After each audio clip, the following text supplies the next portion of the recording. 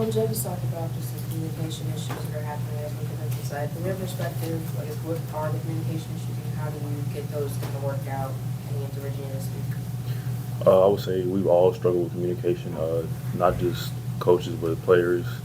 Everybody needs to work on communication. I would say to sum it up in 3 words, we need to work on our communication, execution, literally the little details.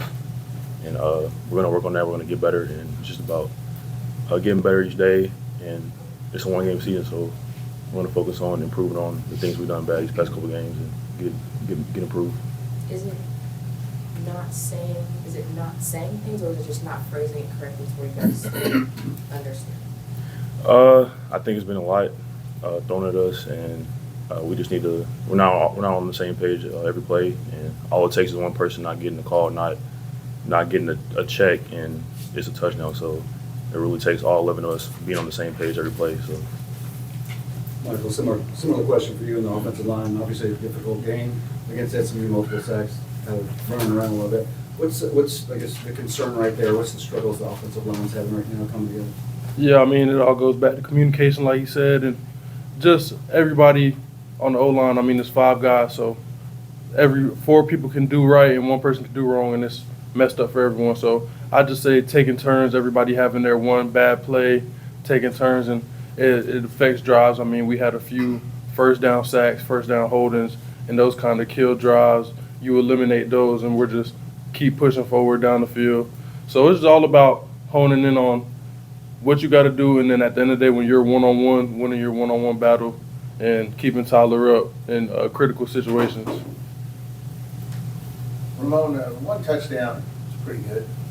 2 touchdowns got to be beyond even your wildest expectations.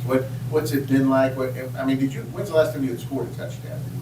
Back at Eastern? yeah, last time I scored was in high school. It was a while ago, but it's pretty cool. I didn't expect to get in the end zone, but what's more important to me is winning, and that's what I'm focused on. I want to get back to the ACC championship, and that's still our goal. We have 6 games left in our conference, so that's what we're going to focus on.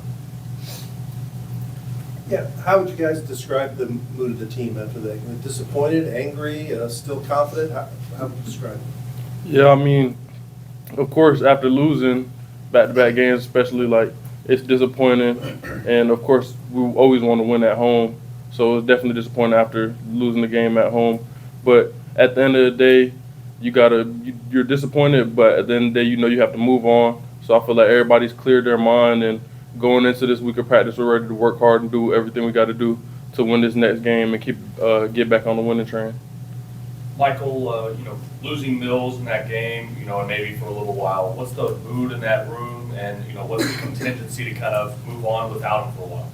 Yeah, I mean, it's always tough losing guys, but that's just how it goes every season. I mean, every season you're just gonna have people get banged up, people get hurt. So right now we're just trying to be there for him, keep him uplifted. He stayed positive. He's just trying to work to get back out there with us. But it's always next man up, and I feel like we got a bunch of guys in that room ready to go attack and go out there.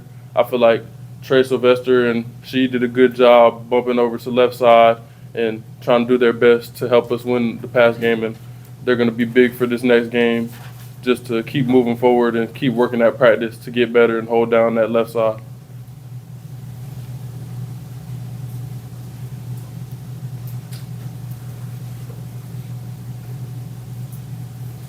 You guys have both been around a long time. You're just talking about the mood kind of thing. I assume you are among the leaders. Are there other guys that maybe step up now and say, try to keep everybody focused and together? Yeah, I feel like Tyler does a really good job of that. He's someone who's big. I try and talk to the guys. We got Pete. He tries to keep everyone up in the O-line room. Just everybody. It's different ways to lead, so you don't have to just bring everybody up and give them a whole speech. Sometimes it's just texting guys separately, talking to each other like outside of football, just making sure everybody's getting their mind refreshed to go back out there, because at the end of the day, we have another new game, so we just got to step up. Leaders got to step up and make sure we're taking advantage of every opportunity we get from here on out. Guys, Coach's big thing today was about communication. For both of you to answer, how is it different you only had the one road game, but how's it different when the crowd's going crazy, when you're on defense and maybe you can't hear, you know, when you're at home and on the road, you all experience it over there, when the crowd's going crazy and you're on offense and it's tough to hear and get those calls. Oh yeah, it's a lot harder to hear when you're at home. It's third down, the crowd gets loud, and that's really what it is. We're trying to communicate, and one person doesn't hear something, or you're not paying attention, not listening to your teammate, and we're not on the same page, and that's how a big play happens. So it's really just about communicating, emphasizing communication, working that in practice, getting those reps in, so you prepare for the game. And then did you learn something from Notre Dame? Yeah, on the flip side, on the road, I mean, just going on the road game is going to be tough every game to hear and communicate. You might have to go on silent cadence to certain places. Third down, red zone opportunities, those are always louder than usual. So it's all about just making sure you're talking to your teammates, especially on the O-line. Everything we do, we have to talk to each other. So you got to pass it down the line. It has to go from the left to the right, from the right to the left. So you just got to hone in on that. You can't make excuses, though. So even on the road, you got to make sure everybody hears the call. So we do what we got to do to move the football down the field. For both players, Puryear and Gonzalez, what do you know about Virginia?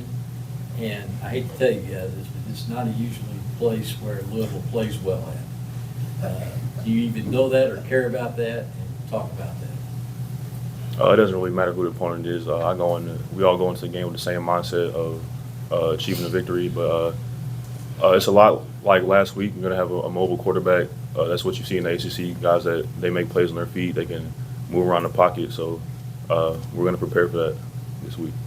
Yeah, I'll say I've seen a solid defense. They haven't really given up too many points this year. So from the film I watched, they usually stop the run very well and like to get to their third down packages, run a lot of twists, get back to the quarterback. So it's just going to be a big key to be able to move the ball down the field, not give up early sacks, and have holding penalties and stuff. Key in on that and just make sure we're doing our job as an offense and scoring points. Thanks, guys. Thank you, guys. Thank you. Thank you.